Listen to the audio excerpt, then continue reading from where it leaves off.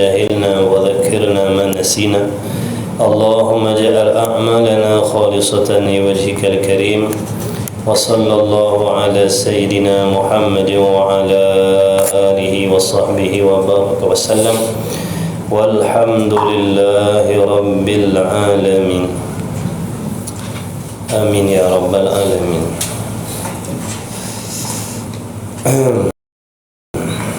أما بعد السلام عليكم ورحمة الله وبركاته. Sidang hadirin hadirat rahimakumullah, alhamdulillah, segala puji bagi Allah Subhanahu wa taala yang masih memberikan kepada kita semua kesempatan hidup. Di antara hikmahnya supaya kita mengetahui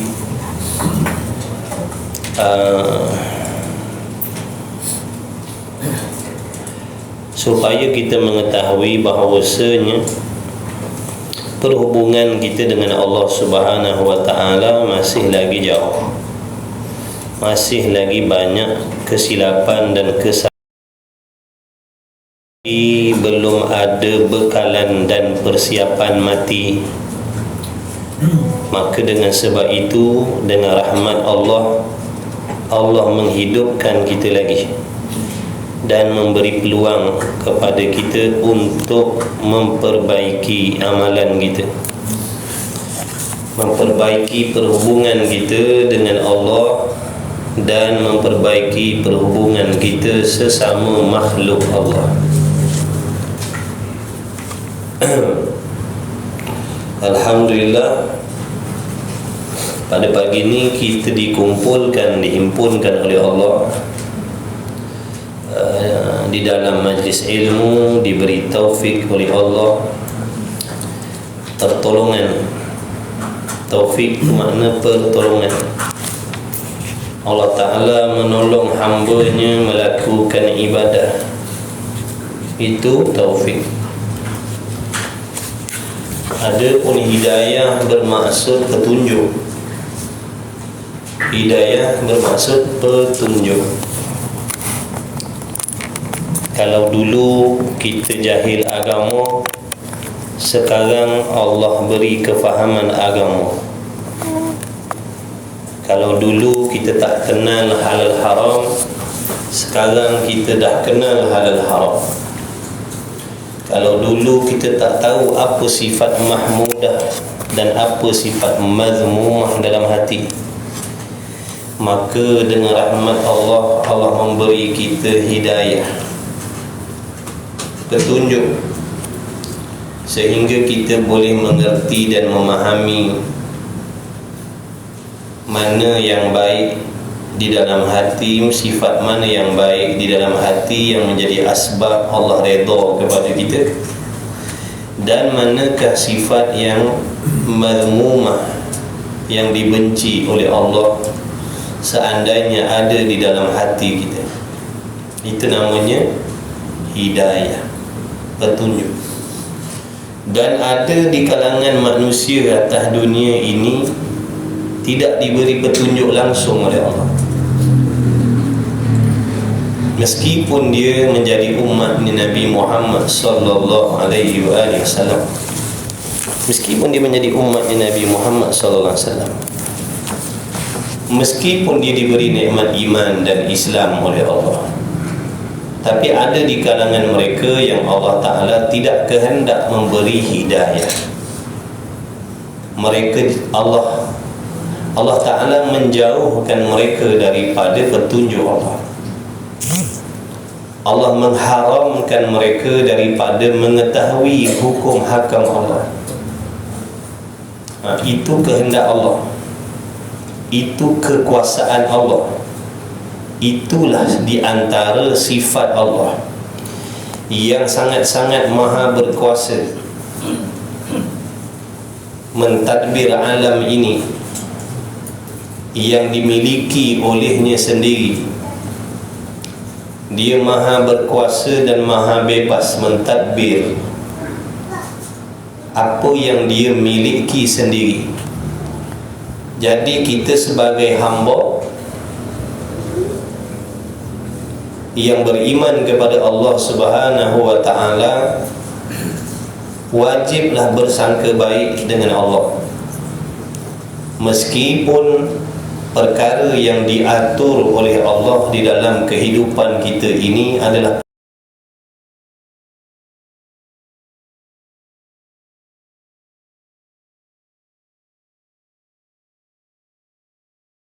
perkara yang tidak diingini oleh hawa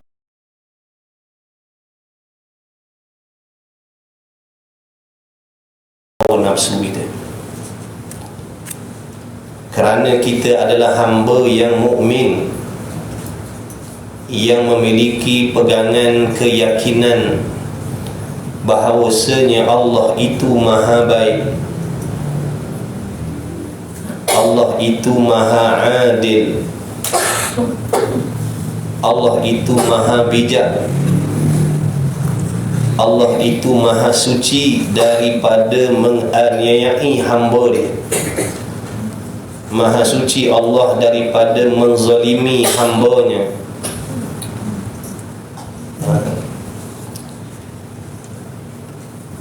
Seseorang mukmin itu tidak akan dimasukkan oleh Allah ke dalam syurga, melainkan mereka terlebih dahulu akan diuji oleh Allah Subhanahu wa ta'ala untuk mengetahui di antara hamba-hambanya yang manakah di antara mereka yang memiliki iman yang benar dan iman yang palsu. Untuk mengetahui sesuatu itu asli ataupun palsu, perlu melalui ujian. Seperti tukang permata.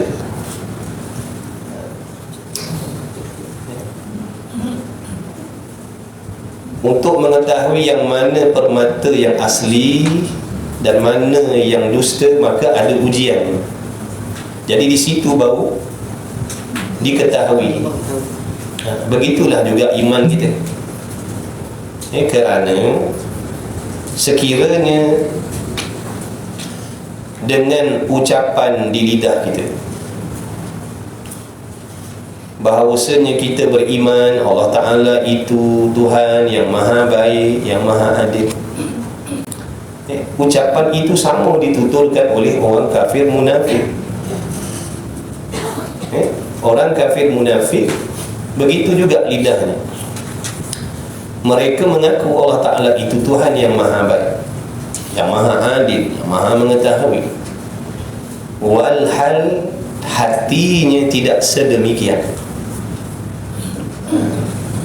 Jadi Allah menguji kita supaya kita mengetahui di mana qadar keimanan kita, yang apabila kita menyedari kelemahan, disitulah Allah Ta'ala membuka ruang kepada kita berusaha bersungguh-sungguh menggunakan akal fikiran kita yang telah dijaga oleh ilmu agama, kefahaman, berusaha dan berikhtiar, bermujahadah, berperang dengan nafsu dan syaitan, menggunakan ilmu untuk menghasilkan ketaatan yang boleh mencapaikan ataupun menyampaikan kita kepada redha Allah Subhanahu wa ta'ala. Maka setiap makhluk Allah Ta'ala memberikan ujian yang berbeza. Setiap makhluk diberi ujian yang berbeza, tetapi maksudnya sama. Maksudnya sama. Nak menguji sejauh mana, sehebat mana, sesempurna mana iman kita kepada Allah. Sama ada laki-laki ataupun perempuan, tua ataupun muda, yang bujang ataupun yang dah bernikah kahwin, semua ada ujian, semua ada bala fitnah. Kata ulama, balak itu bermaksud perkara yang menyusahkan hati. Apa sahaja perkara yang menyusahkan hati itu dipanggil balak, percubaan daripada Allah Subhanahu wa ta'ala. Yang mana balak itu diberi oleh Allah kepada hamba-Nya yang mukmin, kerana Allah memerintahkan kita supaya memperbaiki adab kita dengan Allah. Itu hikmah kenapa Allah memberi kita orang mukmin ini ujian, benda yang kita tak mahu, supaya kita memperbaiki adab kita dengan Allah. Mana perhubungan kita dengan Allah. Maksud perhubungan dengan Allah ni bukan bermaksud semata-mata kita menjaga tanggungjawab yang dipikulkan oleh Allah terhadap Allah. Contohnya solat, puasa, zakat. Menjaga hak sesama manusia juga masuk di dalam apa? Amanah Allah. Amanah Allah. Jadi jangan kita ingat menunaikan hak Allah Ta'ala itu dah melengkapi, padahal kita tidak menunaikan hak sesama manusia. Menunaikan hak sesama manusia itu adalah perintah Allah juga. Kita menjaga perhubungan sesama manusia itu adalah perintah Allah. Jadi sejauh mana, sesungguh mana, sekuat mana hati kita nak mencari redha Allah Ta'ala tadi, itu hikmah. Hikmah. Kita takkan melangkah kaki dengan berlenggang kangkung ke syurga Allah tu dah, melainkan mesti melalui jalan yang penuh dan sangat menyakitkan.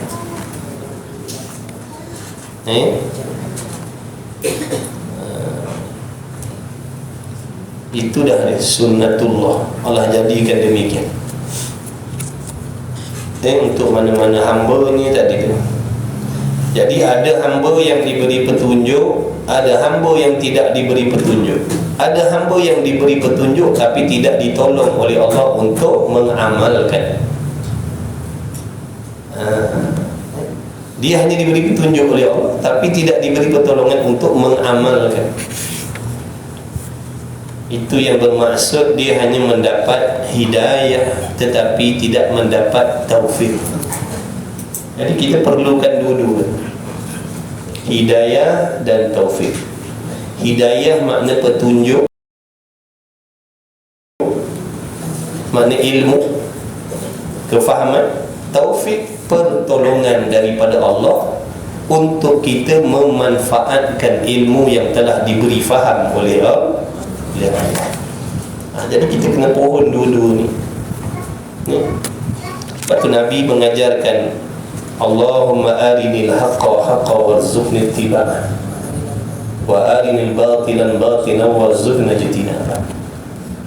Wahai Allah, tunjukkan kepada kami yang baik itu baik, yang benar itu benar. Tunjukkan kepada kami. Kerana kita tidak akan dapat melihat kebenaran kecuali ditunjuk oleh Allah. Berapa ramai di kalangan kita yang tidak melihat kebaikan itu baik, sebaliknya melihat perkara baik itu jahat. Sebaliknya melihat perkara yang baik itu perkara yang merugikan.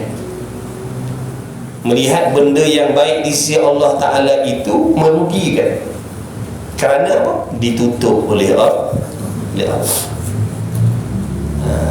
Walaupun setelah diberi nasihat, diberi petunjuk, dia tak boleh terima, sebab ditutup oleh Allah. Ditutup oleh Allah. Tu tengok contoh seperti mana zaman Nabi SAW. Adakah Nabi tidak menyampaikan kebaikan, kebenaran, petunjuk? Dah. Tapi kenapa dan mengapa ada di kalangan umat pada ketika itu tidak boleh menerima? Padahal yang menyampaikan itu sebaik-baik utusan Allah, sebijak-bijak utusan Allah. Tapi Tapi kenapa masih lagi ada hamba yang tak boleh terima apa yang dibawa oleh Nabi SAW? Kerana hatinya ditutup oleh Allah. Itu contoh, itu dalil. Tidak semua orang yang hidup di zaman Nabi SAW itu beriman. Ada yang beriman dan ada yang menolak, ada yang menafikan, ada yang tak percaya apa yang dikhabarkan oleh Rasulullah SAW. Kenapa? Khatamallahu ala qulubihim. Allah Ta'ala menutup hati mereka. Ketika hidayah itu nak sampai, Allah tutupkan hati mereka. Tidak ada siapa yang berkuasa membuka penutup itu kecuali Allah. Begitulah juga kita. Kadang-kadang kita tak nampak perkara yang baik itu, meskipun disampaikan oleh alim ulama yang soleh, yang bertakwa, yang alim, yang wara', tapi kita tak nampak pun keuntungan, kita tak nampak pun kebaikan. Kenapa? Kerana hati kita itu ditutup oleh Allah. Apa sebab? Kullu syai'in sababun. Setiap sesuatu yang berlaku mesti ada sebab. Kenapa? Apakah sebab? Di antara sebab hati-hati kita ditutup oleh Allah daripada kebenaran kebaikan. Di antara sebabnya dalam hati kita ada takabur, sombong.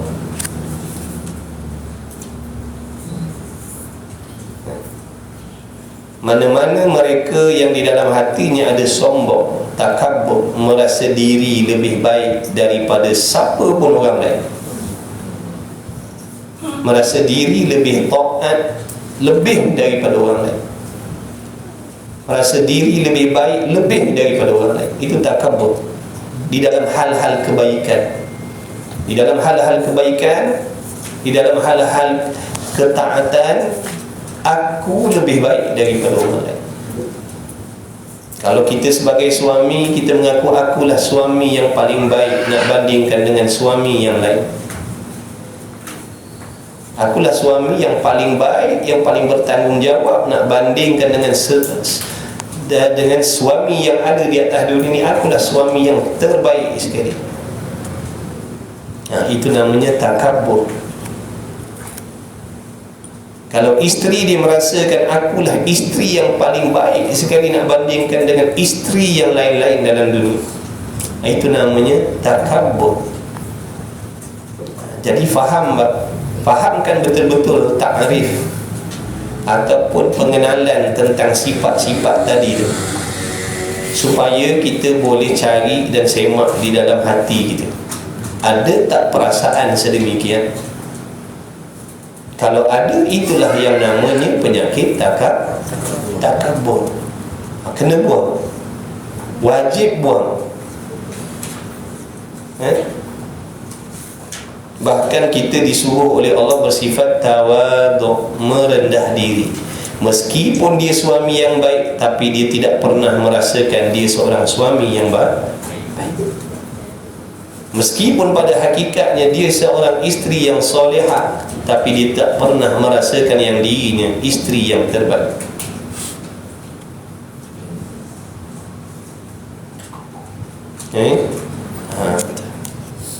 Dan ada pula hamba yang diberi taufik, pertolongan. Jadi kita doa, Allahumma arinil haqqa haqqa, ya Allah tunjukkan kebaikan itu baik, tunjukkan yang benar itu benar. Bukan sekadar tunjuk, warzuqna tiba'an, rezekikan kepada aku melaksanakannya. Rezekikan kepada aku, mana tolong aku melaksanakan kebaikan yang kau dah tunjukkan tadi. Janganlah kiranya dia sekadar maklumat sahaja. Wa arinal batilan ataupun wa arinil batilan batilan warzuqna jitinaba ataupun warzuqna jitinaba, dan tunjukkan perkara yang jahat itu jahat, yang merugikan itu rugi, yang sia-sia itu sia-sia, tunjukkan ya Allah. Sebab Mustahil untuk aku mengetahui perkara itu buruk seandainya kau tidak menunjukkan kepada aku.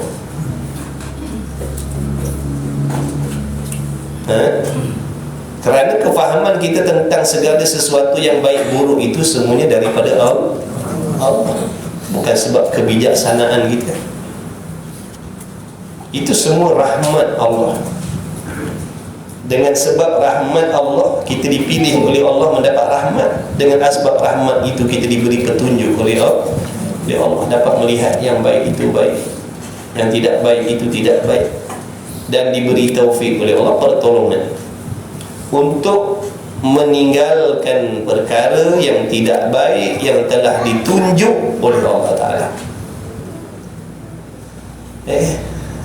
Kerana apabila hamba itu tidak diberi taufik oleh Allah untuk meninggalkan perkara kejahatan, dia tidak akan ada kekuasaan meninggalkan. Walaupun dia tahu benda tu salah, walaupun dia tahu benda tu tak elok, walaupun dia tahu benda tu merugikan dia, tapi dia tak kuasa nak tinggalkan, kerana tidak mendapat pertolongan daripada Allah. Ini tanda-tanda hamba-hamba yang na'udzubillah min zalik, yang dibenci oleh Allah Subhanahu wa ta'ala. Tidak ditolong untuk melakukan taat, tidak ditolong untuk meninggalkan maksiat. Na'udzubillah. Mesti dalam hati kita ada perasaan takut sekiranya kita tergolong di dalam golongan hamba yang sedemikian.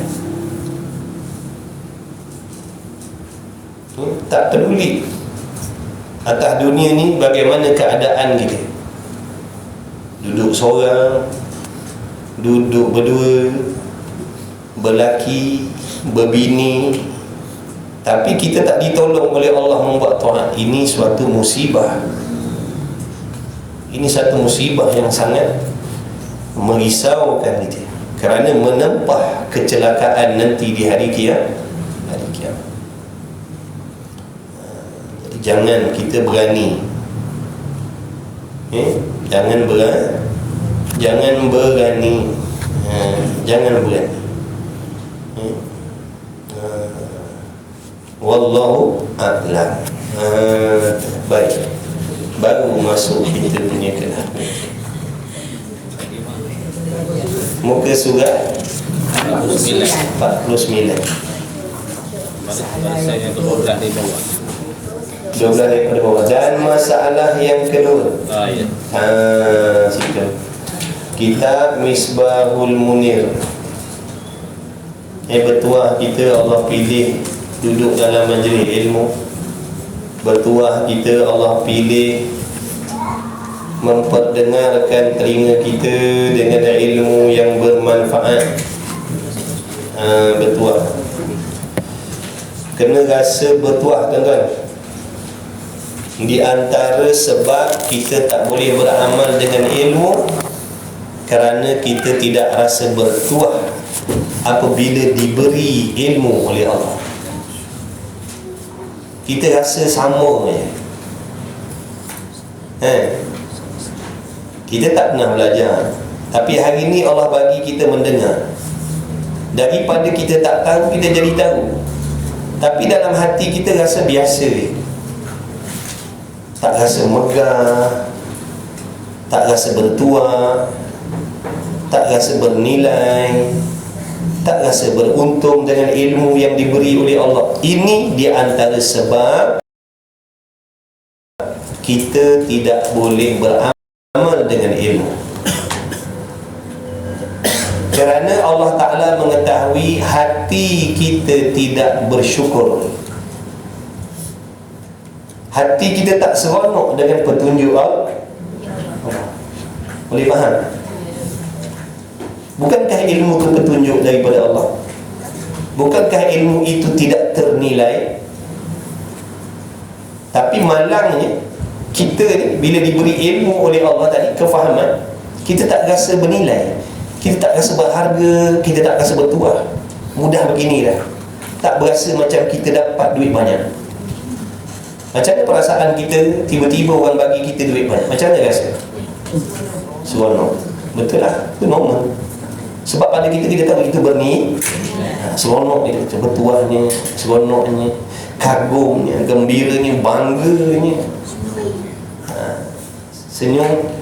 Tapi bila diberi ilmu yang lebih bernilai daripada wang ringgit tadi, tidak ada pun perasaan yang macam tu dalam hati kita. Boleh faham? Itu menunjukkan kita merendahkan petunjuk Allah.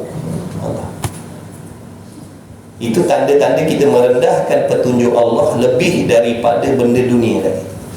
Mana pada kita benda dunia itu lebih bernilai. Ini di antara punca kenapa hamba tidak diberi taufik oleh Allah untuk beramal dengan ilmu. Na'udzubillah. Jadi sama kita perbaiki. Sama-sama kita perbaiki.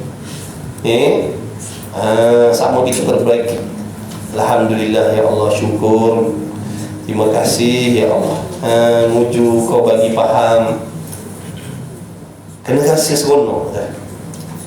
Kena rasa bangga ya Allah, bangga dapat ilmu. Bukan nak takabur, bukan maksud takabur. Perasaan tu rasa bangga. Bila dapat ilmu rasa bangga. Mana Allah tengok hamba ni bersyukur, seronok dengan ilmu yang Allah bagi. Maka Allah akan bagi pertolongan. Bukan sekadar dia memahami, Allah akan tolong dia mengamalkan mereka. Tapi kalau setakat kita belajar, kita faham, kita reti, tapi hati kita sama, tak ada beza pun, tak ada rasa kagum pun, tak rasa bertuah pun macam kita dapat duit. Di sini Allah tak akan bagi pertolongan. Ilmu tu akan jadi maklumat sahaja. Ilmu tu akan jadi sia-sia. Mengajilah banyak mana pun, mengajilah dengan tuhu mana pun, kita takkan dapat pertolongan Allah untuk mengamalkan. Jadi banyak sebab. Sebab tu kita ni jangan asingkan diri daripada ilmu, jangan. Sebab banyak benda yang Allah nak sampaikan kepada kita yang berhubung kait dengan ibadat. Bukan sekadar datang mengaji, buka kitab, tutup kitab, buka kitab, tutup kitab. Bukan sekadar tu, bukan. Ada cabang-cabang benda lain yang kita nak kena ambil tahu dan perhati. Sebab pekerjaan yang kita buat ni bukan pekerjaan yang kecil. Bukan benda lekeh, bukan benda remeh-temeh. Apa yang kita sedang buat ni adalah benda yang bersangkut paut dengan tujuan utama kita dihidupkan oleh Allah, iaitu ibadah. Yang mana ibadah itu tidak akan diterima oleh Allah melainkan dengan ilmu. Habis. Dan masalah yang kedua, ni dalam bab wahdaniyah lagi. Dan masalah yang kedua, muka surat 49.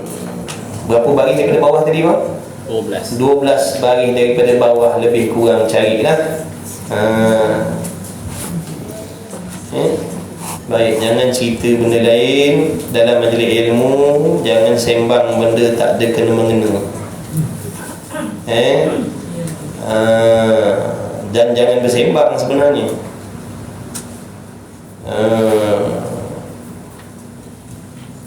Kalau dah habis kuliah tu lagi, tengah kuliah tak payah nak sembang tentang pokok rambutan rumah kita, pokok kelapa kita, ayam kita baru kahwin, kambing kita baru beranak semalam. Tak payah. Tak ada kena-mengena. Itu juga di antara kenapa sebab kita tidak diberi taufik oleh Allah beramal dengan ilmu, kerana tidak takzimkan majlis ilmu, tidak mentakzimkan majlis ilmu, tidak membesarkan majlis ilmu, tidak beradab dalam majlis ilmu. Itu di antara sebab kita tak diberi pertolongan oleh Allah untuk mengamalkan ilmu, kerana kita tidak mentakzimkan, tak menghormati majlis ilmu. Na'udzubillah. Jadi kita ni bukan sekadar disuruh belajar ilmu agama, Bahkan kita ni disuruh belajar juga adab untuk menuntut ilmu agama. Kerana niat kita nak mendapat manfaat ilmu, nak dapat berkah ilmu, bukan sekadar nak tahu sahaja. Kita nak ilmu yang bermanfaat. Apa maksud ilmu yang bermanfaat? Ilmu yang dapat menolong kita mendekatkan diri kepada Allah, ilmu yang kita dapat amalkan. Sama ada ilmu ataupun amalan yang bangsa tubuh badan, ataupun amalan yang bangsa hati. Dua-dua tu ibadah namanya. Ibadah zahir, ibadah batin. Dua-dua ni mesti. Dia tak boleh salah satu. Dua-dua tu mesti. Tidak mustahil. Kalau kita bersungguh, harap tinggi pada Allah, yakin dengan pertolongan Allah itu pasti datang, insya-Allah. Sebab tu jangan percayakan diri sendiri, jangan berpegang dengan diri sendiri. Kerana diri kita ni lemah, diri kita ni dhaif, ilmunya tiada, kesabarannya tipis, imannya hampir tiada. Betul? Jadi apabila kita berpegang kepada makhluk yang sebegini, yang penuh kekurangan ni, maka inilah yang menyebabkan kita jadi hamba yang selalu berputus asa. Sebab kita salah tempat berpaut. Salah tempat berpaut kepada sesuatu yang tidak ada kuasa, berpaut kepada sesuatu yang asalnya tiada, berpaut kepada sesuatu yang tidak sempurna, berpaut kepada sesuatu yang berpaut kepada Allah. Kita berpaut kepada sesuatu yang berkehendak juga kepada Allah. Dengan sebab itu banyak berlaku kita ni selalu berputus asa. Kenapa? Silap kita berpegang pada diri sendiri, percaya kepada kebolehan sendiri. Ini kata ulama, barang siapa yang berpegang dan percaya kepada diri dia sendiri dalam apa jua hal keadaan sekalipun, khususnya dalam bab ibadat, dia akan jadi berputus asa satu masa. Dia akan jadi tersungkur satu masa dan takkan bangun. Dia akan berpatah balik dan tidak mahu meneruskan perjalanan. Sebab apa? Berputus asa. Aku tak boleh. Aku tak boleh. Memang aku tak boleh. Itulah hakikatnya. Tapi kalau hati ni berpaut teguh, yakin pada Allah, dia tak akan berputus asa. Dia tak akan putus asa. Dia tersungkur, dia akan bangun lagi. Dia tersungkur, dia akan bangun lagi. Sebab harapannya itu pada Allah. Dia yakin Allah Maha Kuasa mengubah dia bila-bila masa yang Allah kehendak, tanpa menempuhi pelbagai ujian dan dugaan. Allah Maha Kuasa menjadikan dia orang baik. Allah Maha Kuasa menyampaikan dia kepada syurga walaupun tanpa sebarang uji. Dia yakin sebab Allah Maha Kuasa. Tapi kenapa Allah Ta'ala tidak mempermudahkan? Kerana dah memang itu sunnatullahnya. Nabi dah pesan, jaga-jaga, hati-hati, ingat-ingat, syurga itu dikelilingi oleh benda yang menyakitkan. Maknanya jalan nak ke syurga ni memang sakit sepanjang jalan. Ingat baik-baik. Nak cari redha Allah ni memang menyakitkan sepanjang jalan. Memang susah sepanjang jalan. Memang perit sepanjang jalan. Memang pedih sepanjang jalan. Sebab itu dalam banyak-banyak hamba Allah ni sangat sedikit yang sampai. Sangat sedikit yang sampai. Dalam berbilion makhluk atas dunia ni, sangat sedikit yang sampai, kerana tak sanggup dengan kesusahan dalam perjalanan tadi. Jadi bukan mudah. Bukan mudah nak masuk syurga Allah tu, bukan. Kena ingat baik-baik. Tapi ada lagi satu jalan yang penuh dengan keseronokan, tidak ada kesakitan, bahkan penuh dengan kegembiraan. Jalan ke neraka Allah. Nabi kata, jaga-jaga, hati-hati, ingat-ingat. Neraka itu dikelilingi oleh benda yang menyeronokkan. Tak perlu nak berpegang dengan nafsu, tak perlu nak berpegang dengan syaitan. Ikut saja kehendak nafsu. Tak payah beramal dengan ilmu.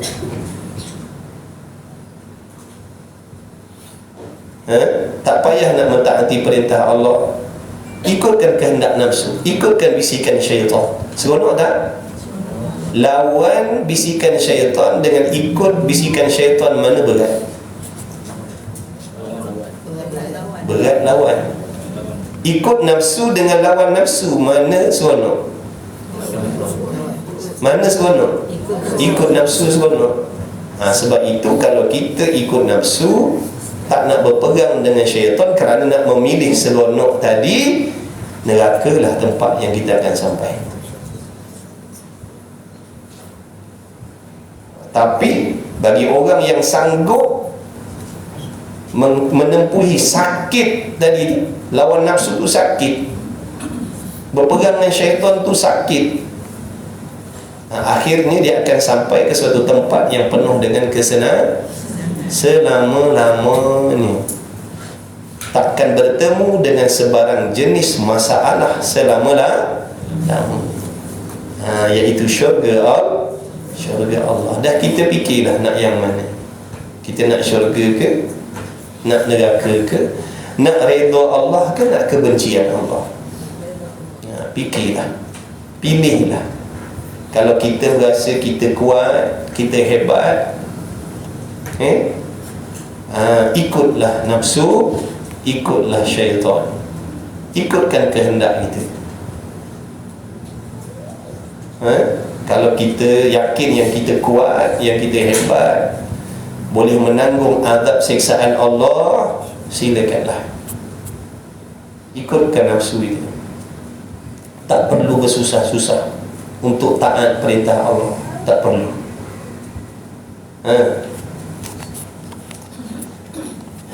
Moga Allah bagi taufik kepada kita semua dan hidayah. Amin ya Rabb. Dan masalah yang kedua daripada masalah seri itu, dengan makna menang kedua-dua. Menang kedua-dua. Apa maksud menang kedua-dua? Seri. Lulus kehendak. Seperti satunya ni cerita Wahdaniyah. Jangan lupa ni cerita asal tajuk dia ni. Dia mengaji ni macam tengok Syarikat Rama juga dia. Dia ada episod. Bagi orang yang ikut episod 1 sampai episod seterusnya, dia akan seronok lah. Orang lain tergelak, dia menangis. Orang lain tahu, dia menangis. Rupanya dia faham cerita, sebab dia ikut daripada episod pertama. Kita tak ikut daripada episod pertama. Sebab tu asal aku tak menangis. Nampak tak? Tapi nak buat lagu mana? Dah kita datang waktu episod dah tengah. Tapi tak apa, nanti dia akan ulang balik cerita itu, betul? Sabarlah. Jangan lari pula dengan sebab kita masuk sekarang ni episod 35 dah, kita angkat kaki. Malah tengok episod 35 nantilah. Jangan-jangan, tak apa, tengok juga, dapatlah juga layan sikit-sikit. Gitu. Jangan dengan sebab tengah-tengah kita tarik diri dah, malas mengaji lah, tak faham apa benda, jangan. Sabar, tunggu je. Nanti dia akan ulang balik, filem ni akan ulang balik, insya-Allah. Kalau saya panjang umur, kalau saya mati, cari orang lain, faham? Ini wasiat ni, ini wasiat. Kalau saya mati 2-3 hari ni, jangan berhenti ngaji tauhid, cari guru lain. Itu wasiat. Dah lah nak wasiat getah, saya mana getah. Jadi kalau mati 2-3 hari ni, tolong cari guru lain ngaji sifat 20 ni, jangan tinggal. Tu wasiat saya. Memang dia tak sama. Jangan salahkan guru, salahkan kita. Nak cari guru yang selera dengan kita, mana nak jumpa?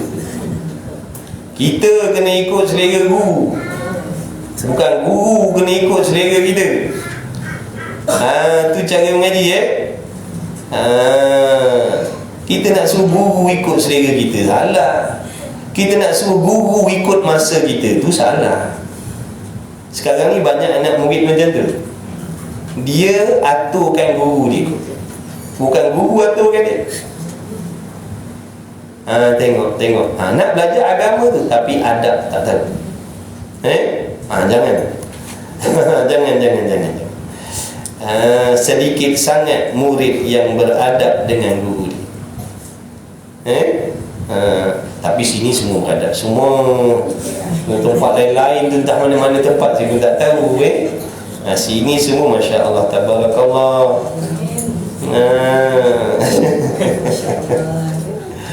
Dia kata, Ustaz boleh tak Ustaz datang mengajar pukul 9.30, pukul 8.30 tak boleh ya Ustaz? Macam tu.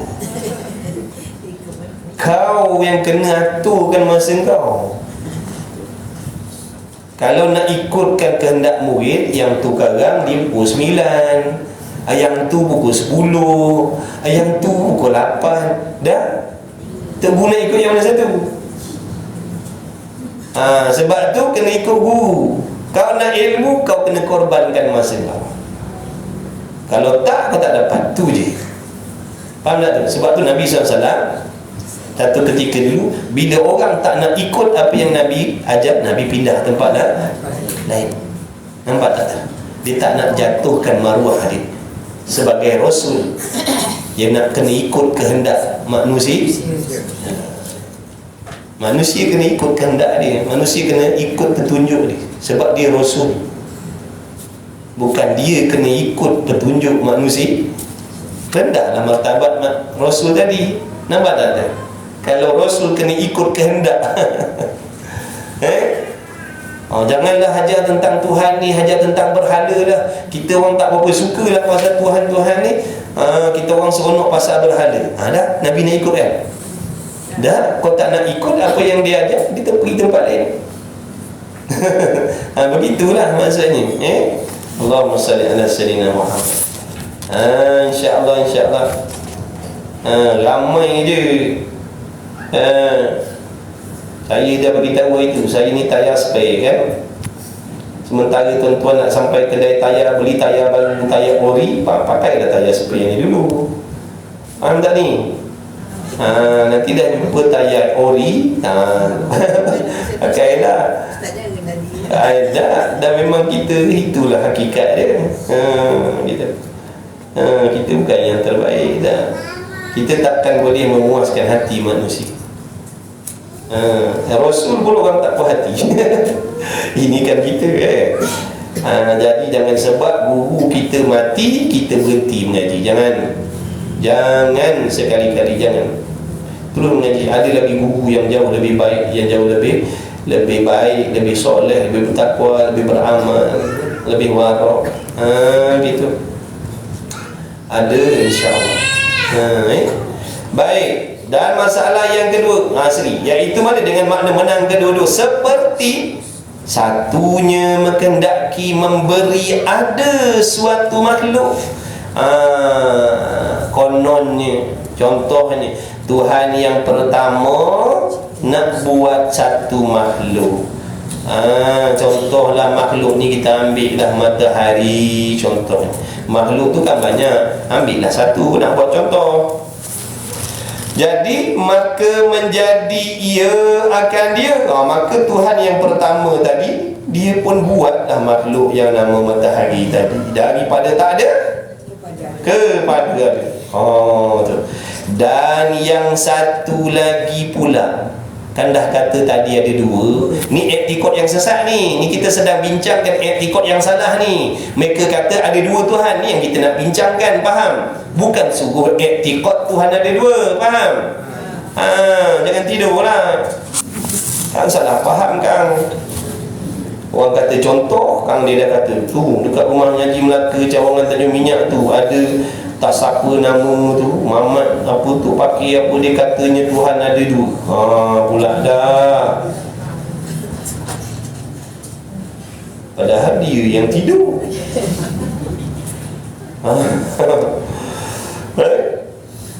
Baik, jadi yang nombor dua pula. Yang nombor dua apa? Kehendak dia. Dan keduanya mana tadi? Dan yang satu lagi pula hendak meniadakan makhluk itu. Yang Tuhan pertama nak buat matahari, lalu dia pun buatlah matahari. Ada matahari. Siapa yang jadikan tadi matahari tadi? Yang nombor satu. Nombor satu. Dan yang satu lagi pula, dah kata ada dua.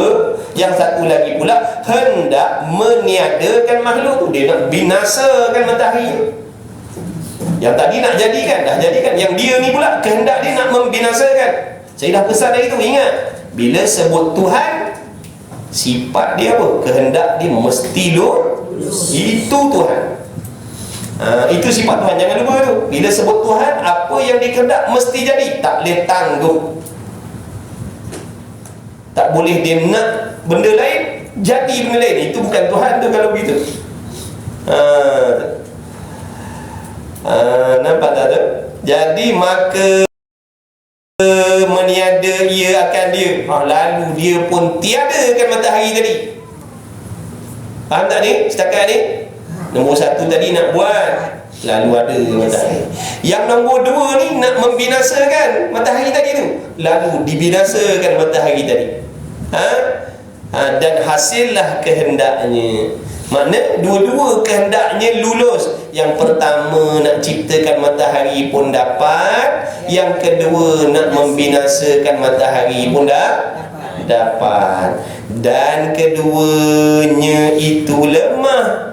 Kedua-dua Tuhan tu lemah juga. Jadi lemah juga. Kenapa pula lemah? Kerana berlaku pada makhluk itu berhimpun dua perkara yang berlawanan. Maknanya pada matahari tadi tu berlaku dua benda yang berlawanan. Mana dia? Iaitu ada nisbah kepada Tuhan yang menjadi, dan makhluk itu matahari itu juga tiada nisbah kepada yang meniadakan. Maksudnya begini, kalau contohlah, okey, Tuhan yang pertama nak buat botol mineral ni. Okey, lalu adalah botol mineral ni sebab dijadikan oleh yang pertama tadi. Yang kedua nak membinasakan botol mineral ni, maka dibinasakan. Jadi berhimpun pada botol mineral ni dua sifat yang berlawanan. Iaitu mana? Botol mineral ni dikatakan ada, botol mineral ni juga dikatakan tiada. Boleh faham tak zakat tu? Jadi akal kita boleh terima tak botol mineral ni sekarang ni bersifat dengan ada dan bersifat dengan tiada? Mana boleh kan? Sebab ada dan tiada itu dipanggil mungkin mutaqabilan. Mungkin yang berlawanan, yang tidak boleh berhimpun dalam satu masa. Jangan lupa dulu dalam bab iradat dulu dah sentuh dah masalah mungkin mutaqabilan ni. Ingat ke tidak? Yalah tu. Terkebil-kebil. Mungkin mutaqabilat kan, benda yang berpasang-pasangan yang tak boleh berhimpun dalam satu masa. Contohnya hitam lawannya Kan nampak tak tu? Dah cakap dah, memang salah punya jawapan dia. Hitam lawannya segala warna yang lain. Hitam lawan putih, hitam lawan putih, tak habis-habis. Putih lawannya si baik beritahu, dia tidak. Putih lawannya hitam, hitam lawannya putih. Dah yang lain bukan lawan dia ke? Lawan dia lah. Ni penutup botol ni warna apa? Lawan biru. Pandai pula. Bila penutup botol ni biru, lawan dia apa? Merah pun lawan dia, kuning pun lawan dia, putih pun lawan dia, hijau pun lawan dia, oranye pun lawan. Segala warna yang lain tu lawan bagi biru, faham? Sebab tu bila kata biru, biru lah. Tak boleh nak kata botol ni, penutup botol ni biru, dia pun putih kan? Kuning pun dia juga, hitam pun dia. Itu gila tu orang panggil. Faham tak tu? Mana boleh berhimpun dalam satu masa. Jadi nak katakan matahari itu ada dan tiada sekarang, mana boleh. Ada pun dalam waktu yang berbeza, itu harus. Nampak tak? Pukul 1 minit warna biru, 1-2 minit boleh jadi dia akan bertukar warna lain. Itu boleh, itu akan boleh terima, faham tak? Sebab lain-lain masa, faham? Kalau dalam satu masa, satu tempat, dia bersifat dengan segala sifat yang lawan-lawan dia, itu mustahil. Macam sekarang ni, kita berada di mana ni? Rumah mengaji mana? Lawan dia? Pandai. Lawan bagi rumah mengaji Tanjung Minyak ni segala tempat yang lain lah.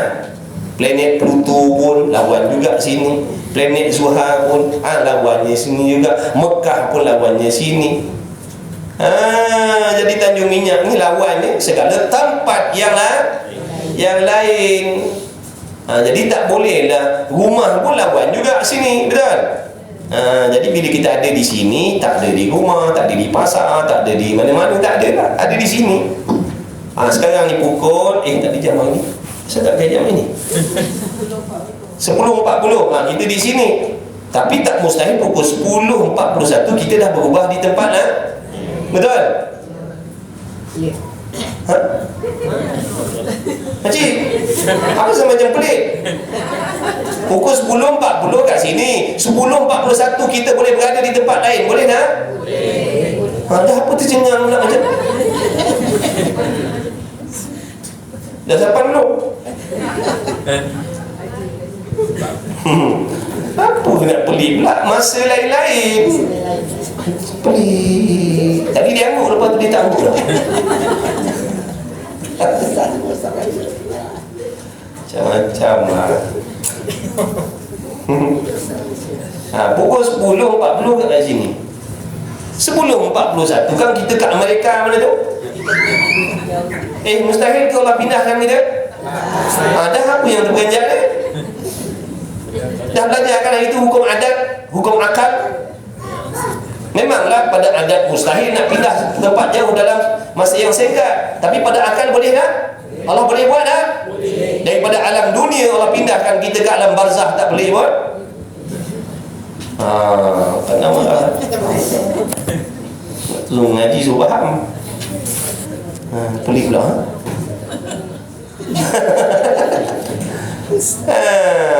Janganlah pelik. Tak pelik habis.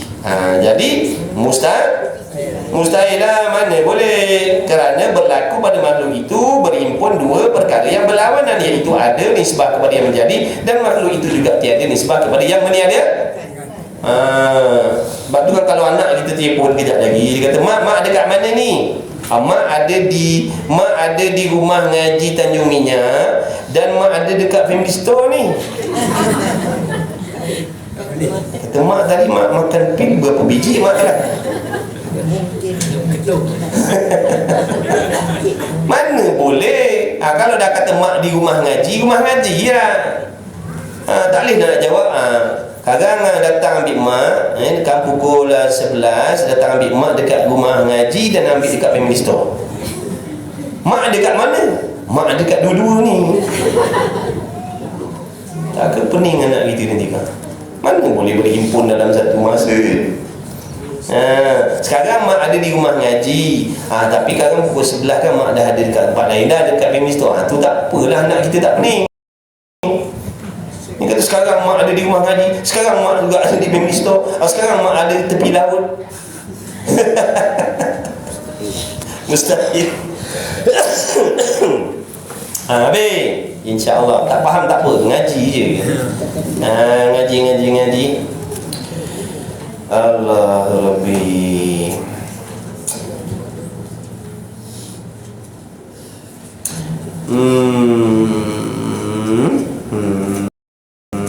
Okey ni.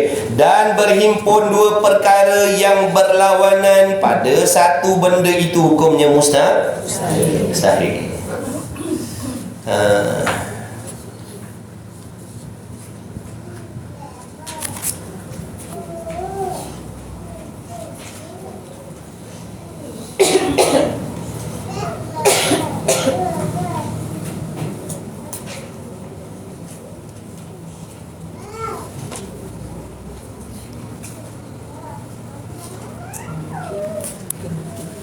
Okey. Dan berhimpun dua perkara yang berlawanan pada satu benda itu mustahil. Apa maksud mustahil? Tidak berterima. Benda yang tak boleh terima pada akal sekali-kali. Maka membawalah kepada tidak ada makhluk ini. Kalau dah macam tu, membawa kepada tak ada makhluk lah. Bawa kepada tak ada makhluk lah. Kalau macam tu mustahil. Kan mustahil benda tak ada. Membawa kepada tak ada makhluk lah. Kalau dah mustahil, tak ada lah makhluk. Betul ke tak ada makhluk? Betul ke tak ada makhluk? La ilaha illallah. Sekejap minum sekejap Orang tanya betul ke tak ada makhluk pun tak boleh nak jawab. Minum sekejap. Bismillahirrahmanirrahim. Minum. Bismillahirrahmanirrahim. Betul ke tak ada makhluk? Betul. La ilaha illallah. Ya Karim, ya Allah, berilah aku kesabaran. Betul ke tak ada makhluk? Jawab betul ke salah? Kenapa salah? Kenapa salah? Pun tak tahu jawapan pula dah. Ni main tikam ke apa? Nak kata makhluk tak ada, bohong. Sebab apa bohong? Ni ada makhluk dah. Tiba-tiba dia kata makhluk tak ada ustaz. Dah. Ni apa ni? Yang tercongok ni apa? Kalau bukan makhluk apa nak panggil? Alien. Alien pun makhluk. Kalau dia ada pun. Tanya makhluk ada ke tidak? Nak kata makhluk tak ada, betul ke tidak? Sekejap dipikir, sekejap makhluk ni ada ke tidak? Sekejap fikir sekejap. La ilaha illallah Muhammad Rasulullah. Tak apa, sabarlah, ngaji adat tu kan. Allah. Tanya lagi sekali, makhluk ada ke tidak? Dah tu nak kata tak ada makhluk, betul ke tidak? Salah. Kenapa salah? Itulah jawapan dia. Yang takut nak jawab kenapa? Kan kena rotan pun.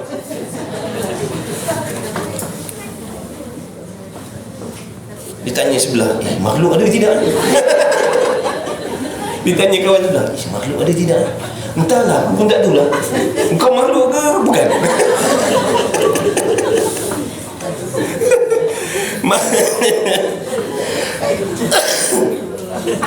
Makhluk, apa makna makhluk? Makhluk tu bahasa Arab. Melayu apa makhluk? Apa-apa yang diciptakan oleh Allah, itulah makhluk. Ni makhluk tak? Ada. Hehehe tu ketawa kita tu makhluk ke tidak? Dia kata, bukan makhluk. Dah apa? Apa-apa sahaja yang dijadikan oleh Allah makhluk lah. Diri kita makhluk, gerak-geri kita makhluk, pendengaran kita makhluk, penglihatan kita makhluk, kefahaman kita makhluk, pengajian kita makhluk. Apa sahaja yang dijadikan oleh Allah tu namanya makhluk. Makhluk ada ke tidak? Ada. Mana bukti ada makhluk?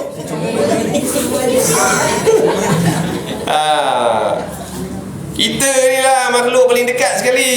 Lampu tu jauh. Okey dah, pandai. Masya Allah. Bijak-bijak semua. Sungguh Nabi kata orang yang bijak itu orang yang menggunakan akalnya untuk ambil tahu tentang ibadat. Bijak dah tu, saya tak bohong. Orang yang tak bijak sisi Allah ialah orang yang tak guna akalnya untuk ambil tahu tentang ibadat. Dia ambil tahu tentang nak cari duit je. Pagi, petang, siang, malam, macam mana nak kaya, macam mana nak mewah, macam mana nak orang pandang, macam mana nak orang hormat, macam mana. Tu dia fikir tu pagi, petang, siang, malam. Macam mana nak berbini, macam mana nak beranak, macam mana nak besarkan bini, macam mana nak besarkan anak, macam mana nak duit banyak. Tu je kerja dia. Kata Nabi tu bukan orang cerdik. Walaupun dia cakap orang putih berabuk, berasap, cakap orang putih berabuk, berasap, cakap orang putih, tapi dia tak gunakan akal yang nak kenal Tuhan. Dia tak gunakan akal nak belajar ilmu agama. Nabi kata dia bukan orang bijak. Dia orang tidak bijak. Sebaliknya orang tak pandai cakap orang putih, tak pandai cakap orang putih, tak pandai, sepatah haram tak pandai, tapi digunakan akalnya, belajar ilmu agama, tahu halal haram, tahu cara beribadat, kenal Tuhan, tahu perjalanan hati yang mazmumah mahmudah. Ini orang cerdik. Nabi kata Nabi iktiraf orang ni cerdik, Allah iktiraf orang ni cerdik. Faham? Yang kita kata orang cerdik tu iktiraf kita manusia yang iktiraf orang tu cerdik bila tengok duit dia banyak, gajinya besar, pangkatnya tinggi, rumahnya mewah, keretanya hebat, kita kata dia orang cerdik. Itu penilaian kita, bukan penilaian Tuhan. Faham tak? Ada apa dengan penilaian kita ni? Ada apa? Tak ada apa pun penilaian makhluk ni pada diri kita. Sebab tu tak payah nak peduli orang nak nilai kita macam mana pun. Dia nak nilai kita baik ke, dia nak nilai kita tak baik ke, tak payah peduli. Tak ada jadi kesan apa pun. Yang kita takut ni bila Allah nilai kita jahat, ni memang confirm celaka. Na'udzubillah min dzalik. Kalau Allah yang bagi penilaian dia baik, dia baiklah. Tapi kalau Allah yang bagi penilaian dia jahat, dia celaka, celakalah. Tapi kalau manusia yang kata orang tu jahat, belum tentu lagi. Faham tak tu? Jadi tak payah nak pedulikan dengan kata orang atas diri kita. Jangan. Itu tanda hati kita berpegang dengan makhluk. Jangan. Sebab tu kita kena belajar. Kita belum banyak ilmu. Kalau ada ilmu pun kita tak beramal lagi. Banyak salah kita. Di antara salah kita apa? Makhluk tadi tu. Tu salah kat tadi, makhluk tadi tu. Mana salah satu lagi, kita ni jadikan makhluk tu. Sebab dek makhluk kita tak boleh nak taat kepada Allah. Sebab dek makhluk. Sebab dek makhluk kita tak boleh taat kepada Allah. Kan Imam Ghazali dah kata dah, jaga-jaga, hati-hati dalam perjalanan ibadat ni akan ada benda yang mengganggu kau. Di antaranya makhluk. Makhluk tu siapa? Manusia lah di antaranya.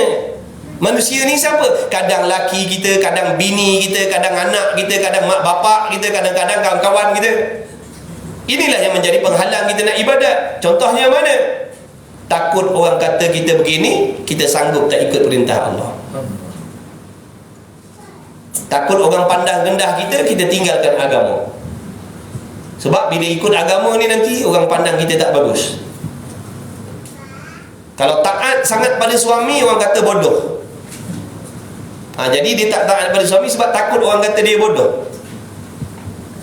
Ni contoh halangan tadi, manusia yang menjadi penghalang nak buat ibadat. Selagi kita tak buang benda ni, yang nama makhluk-makhluk ni, kita takkan sampai. Kita takkan berjaya buat ibadat. Mana kita nak lari daripada makhluk ni? Cerita. Mana tempat yang kita boleh lari daripada makhluk? Tak ada. Mana-mana dia ada. Duduk rumah pun dia ada, duduk seorang pun dia ada, berbini pun dia ada, beranak pun ada, berlaki pun ada. Faham? Jadi di antara ujian yang kita tak boleh nak lari, makhluk lah. Semua akan jumpa yang nama makhluk tadi tu. Jadi jangan disebabkan kata-kata makhluk kita jadi down. Padahal yang kata tu makhluk pun dia sama macam kita. Dia pun ada kelemahan, dia pun ada kekurangan. Sama macam kita. Kita pun ada dosa. Yang cakap tentang kita tu pun dia ada dosa ke? Lepas tu tak payah peduli makhluk ni. Abaikan. Selagi kita fikirkan tentang makhluk ni, kita takkan berjaya dalam ibadat. Ingat tu, bukan saya punya pesanan tu, Imam Ghazali yang pesan, saya sampaikan. Nak percaya lah, tak nak percaya sudah, ikutlah. Banyak kita tak boleh nak taat kepada Allah sebab mikirkan makhluk. Nanti orang kata, nanti orang kata, nanti orang kata, nanti orang kata, nanti orang kata, nanti orang kata, nanti orang kata, nanti orang kata, nanti orang kata, sampai ke dalam kubur, nanti orang kata, nanti orang kata, nanti orang kata. Padahal yang kata tadi bukan turun dalam kubur dengan kita pun. Faham tak? Yang kita nak cari redha Allah, bukan redha makhluk. Biarlah makhluk tak redha pun, asalkan Allah redha kita. Apa guna makhluk redha dengan kita tapi kalau Allah benci? Semua makhluk redha dengan kita, semua makhluk sayang dengan kita, semua makhluk puji kita, tapi Allah benci. Apa untung hidup? Sebab tu jangan dijadikan makhluk tu tadi matlamat kita ibadatnya. Dibimbangi mati kita su'ul khatimah. Jaga baik-baik. Orang yang selalu mikir tentang makhluk nak buat ibadat, makhluk dibimbangi matinya su'ul khatimah, matinya sesat.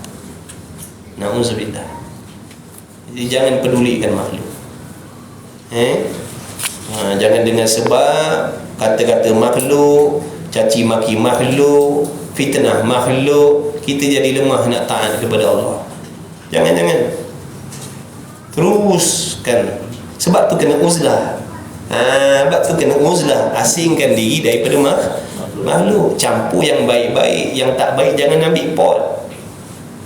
Imam Ghazali pesan dah macam mana cara nak menyelamatkan diri daripada dugaan yang nama makhluk ni. Imam Ghazali kata uzlah, asingkan diri, jangan ambil tahu tentang makhluk,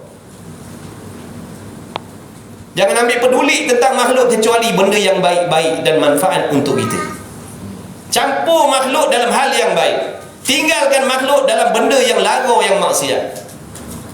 Tapi kita tak nak dengar, kita tak nak ikut.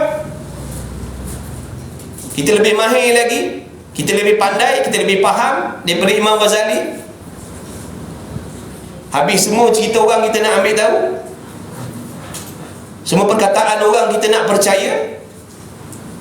Maka dapatlah kita dia punya fitnah, dapatlah kita dia punya binasa. Sebab apa? Tak dengar tadi, tak ikut tadi. Imam Ghazali kata jangan campur hal makhluk yang tak elok. Yang tak elok jangan ambil tahu, yang tak elok jangan ambil pot. Benda tak ada kena-mengena dengan ibadat kita, jangan peduli. Kejahatan orang itu kejahatan dia, dosa dia tak sampai kepada kita. Tapi bila kita jadikan benda tadi tu, yang bila dah dipesan jangan ambil tahu, kita ambil tahu juga. Jangan campur, kita campur juga. Maknanya kita langgar perintah. Faham tak? Bila kita langgar perintah dan arahan ulama tadi, maka dapatlah kita dia punya musibah dia. Sebab kita degil, kita tak percaya apa ulama pesan. Kita ikutkan nafsu kita. Ambil tahu hal orang, ambil tahu hal orang, ambil tahu hal orang. Padahal tak ada kena mengena pun. Kita ni jenis degil. Jenis degil kita ni. Ulama kata jangan. Kita aku pandai, aku boleh. Tak nak dengar nasihat agama, tak nak dengar nasihat ulama. Tu maka tunggulah dia punya balasan. Ni balasan dia. Kita jadi kecewa, jadi apa? Sebab kita tadi tu dah pesan dah, jangan pedulikan makhluk ni. Ambil tahu yang baik-baik, yang taat campur, yang tak taat jangan campur. Tumpukan perhatian pada ibadat, tumpukan perhatian pada membaiki hati sendiri. Pedulikan makhluk, kecuali dalam hal yang baik. Mengaji campur, solat jemaah campur, program yang baik campur. Selain daripada tu yang tak ada kena mengena dengan ibadat, jangan ambil tahu. Bila ulama pesan tu adalah sebab dia. Sebab mereka lebih, kita tak nak dengar, dapatlah musibah.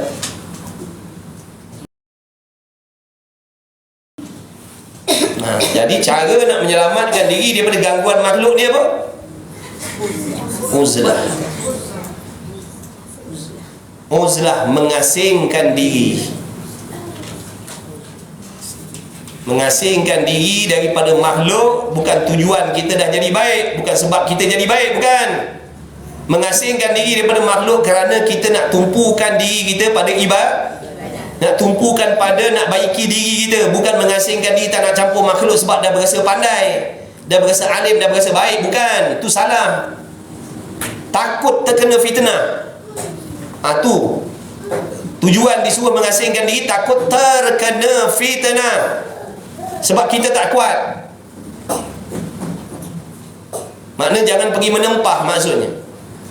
Kalau menempah kita kena, sebab kita tak kuat. Jadi caranya kena lari daripada lari daripada makhluk. Bukan sebab makhluk tu jahat dah, sebab aku tak kuat. Bukan sebab makhluk tu salah dah, sebab aku tak kuat. Nanti aku terkena fitnah, aku tak kuat. Jadi Imam Ghazali kata asingkan diri. Ni jangan di luar ni je, di dalam ni pun asingkan diri.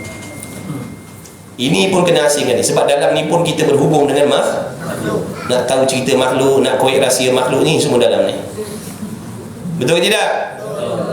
Jadi kena uzlah juga di sini. Kalau dekat luar je, kita tubuh badan je tak campur manusia, tapi dalam ni kita bercampur dengan benda-benda yang Imam Ghazali larang tadi, kita akan kena juga. Sama juga, 2 kali 5 kita akan kena.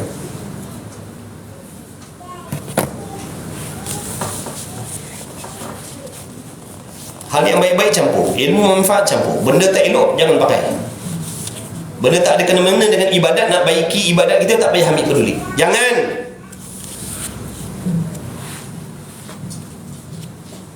Habis. Kemudian sungguh ingat main-main cakap.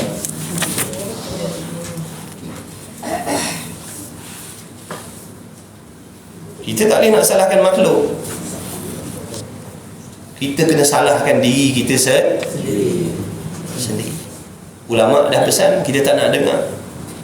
Jangan salahkan api tu. Yang kau pergi jamah, kenapa? Kau dah tahu dia bahaya, kau dah tahu dia membakar. Yang kau pergi jamah buat apa? Kau dah pesan jangan jamah, jangan sentuh. Kau degil, kau sentuh, lepas tu nak salahkan api. Itu ibaratnya. Jangan salahkan makhluk. Ulama dah pesan dah. Hal yang tak baik jangan campur. Hal yang tak ada urusan dengan ibadat jangan campur. Jangan korek rahsia orang, nak tahu apa orang buat, tak payah. Tak ada kena-mengena dengan ibadat kita. Kita tumpukan diri kita. Diri kita ni banyak salah, banyak silap lagi. Tapi kita degil, nafsu, hasud, cari-cari rahsia orang, ambil tahu hal orang, nafsu. Sebab dia nak rosakkan kita. Kita pergi ikut perintah dia, habis dah kita. Itu yang kata perang tadi tu, perang dengan nafsu tu, pergi payah lah. Banyaknya kita ikut, kita tunduk. Na'udzubillah. Moga Allah selamatkan kita. Amin ya rabbal alamin.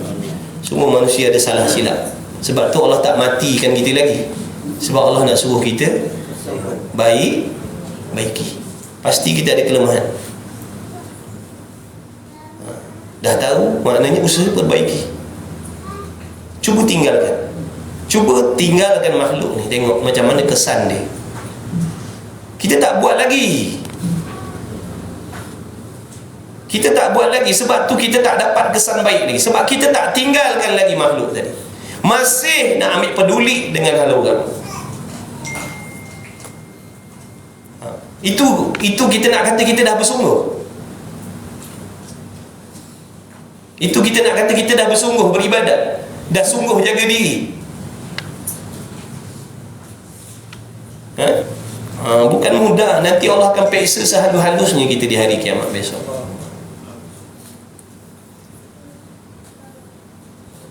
Jangan percaya dengan keputusan yang diri kita sendiri buat atas diri kita. Jangan percaya dengan hukuman yang kita sendiri jatuhkan atas diri kita. Sebab kita menghukum diri kita ni dengan penuh kejahilan.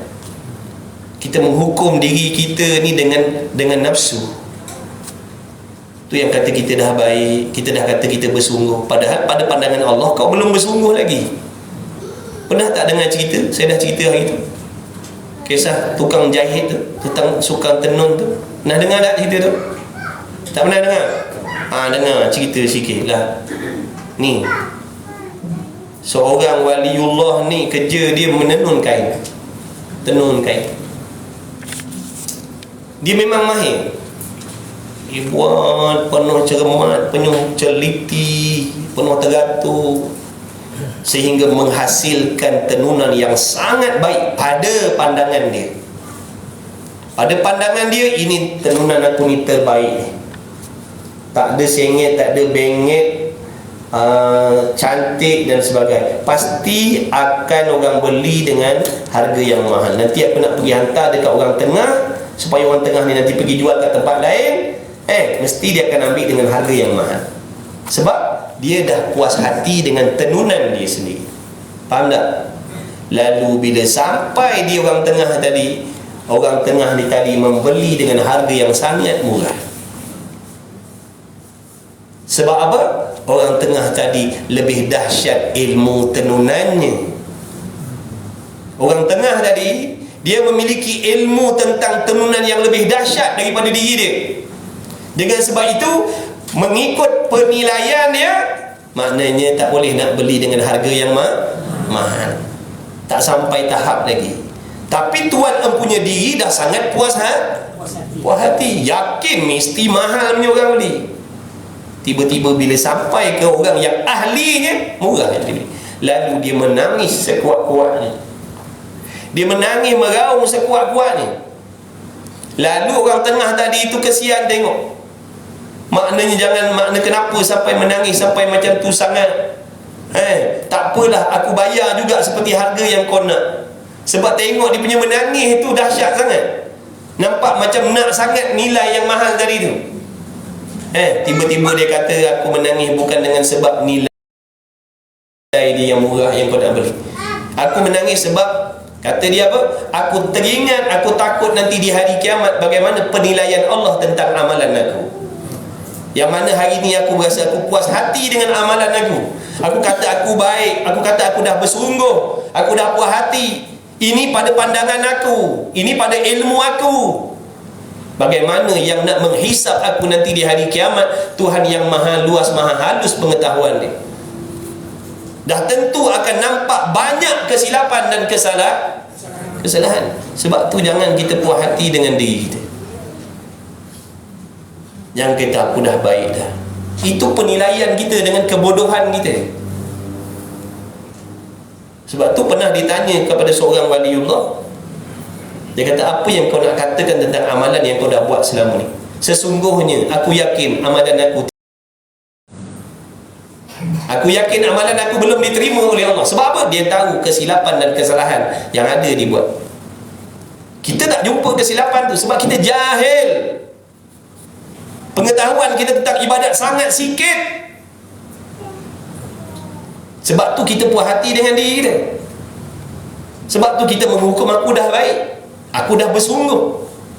Kita hukum dengan ilmu kita. Berapa banyak kitab kita mengaji? Berapa tahun kita mengaji? Berapa banyak kitab tasawuf yang kita dah faham? Yang kita kata kita dah menilai diri kita ni dah baik, dah bersungguh. Jaga-jaga nanti yang nak menghisap kita ni Tuhan yang ilmunya maha halus. Kita kata kita bersungguh, tapi pada Allah kau belum bersungguh lagi. Kita belum bersungguh lagi. Sebab tu di antara sifat mazmumah yang Allah benci, puas hati dengan amalan sendiri. Berasa puas dah ni, berasa aku bersungguh dah ni. Dah. Itu sifat yang dibenci oleh Allah. Na'udzubillah min dzalik. Hati-hati. Hati-hati sangat-sangat. Sebab perjalanan akhirat ni bukan benda seronok dah. Kita bukan nak pergi melancong dah. Kita nak menghadap Tuhan yang hisabnya sangat maha halus. Kita tak boleh nak tipu Allah, kerana Allah mengetahui setahap mana kesungguhan kita. Sebab tu kena bersungguh. Mudah-mudahan dengan bersungguh tu ada keampunan daripada Allah. Tapi takut kita ni tak bersungguh, tapi nakkan keampunan Allah. Ini yang kita takut. Macam mana Allah nak ampunkan kita sedangkan kita memang tak bersungguh lagi pada Allah? Berapa banyak kita dah mengaji? Dah bersungguh ke kita mengaji? Berapa banyak kitab kita dah khatam, yang kita dah faham, yang kita dah amalkan? Berapa banyak yang kita kata kita dah bersungguh ni? Berapa hari, satu hari berapa kali kita bertaubat?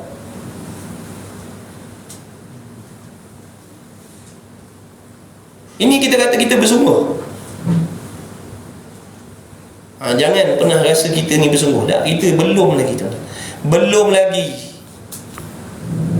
Kita ni sedang belajar cara nak beribadat. Baru nak belajar cara beribadat, bukan dah bersungguh beribadat.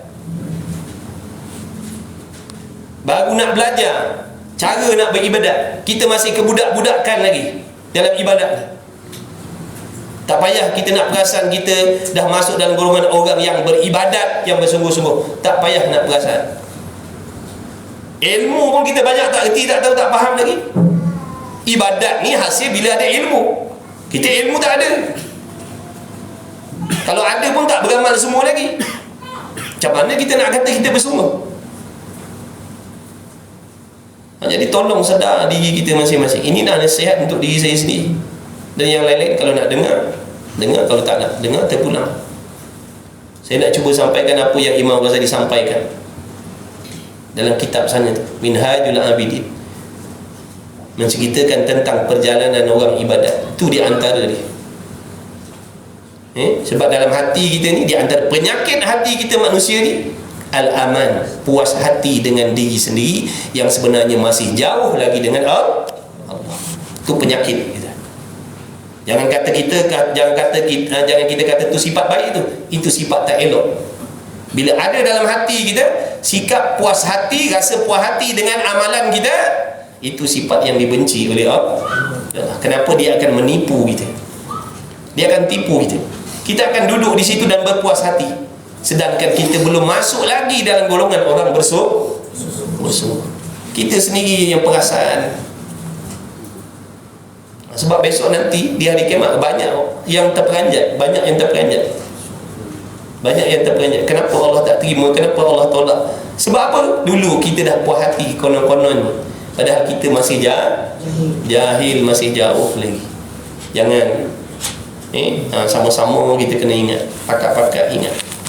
Mudah-mudahan Allah bantu kita. Amin ya Rabb. Amin ya Rabbal Alamin. Ya Allah, susah ibadat ni tuan-tuan. Bukan mudah nak cari redha Allah tu, bukan mudah nak cari redha Allah, bukan mudah nak cari redha Allah, bukan mudah. Tak semudah kita nak cari duit.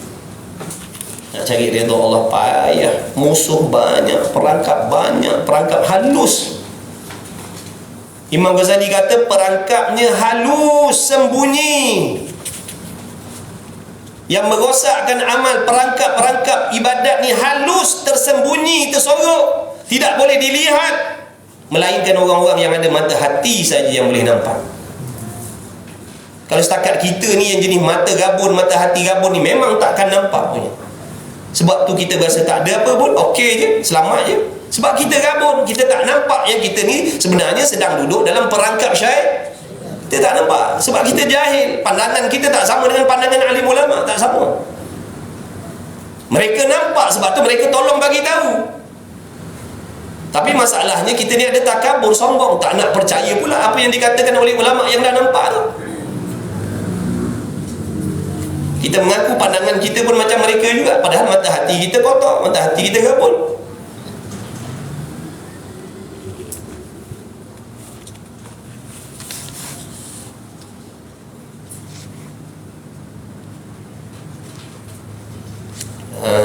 Tu nama mengaji tuan-tuan ni.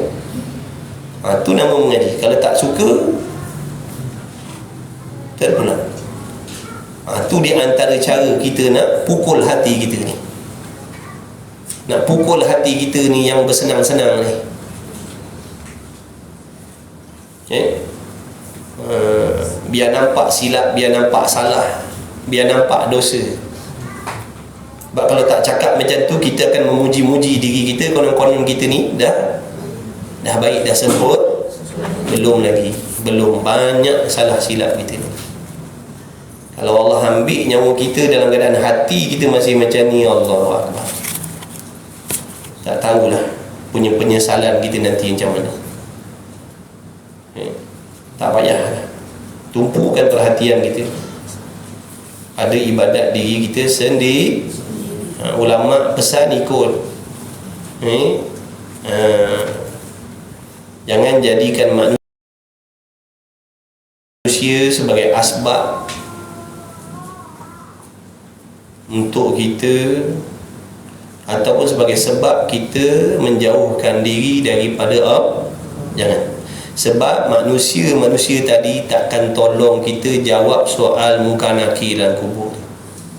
Kita sendiri yang nak kena jawab. Walaupun satu dunia sekampung memuji kita, seorang pun tak boleh teman kita nak jawab soal muka nakir. Apatah lagi yang keji, yang cela kita. Faham ke tidak? Kita marah orang cela kita, kita benci orang cela kita. Maksudnya kita suka orang memuji-muji kita.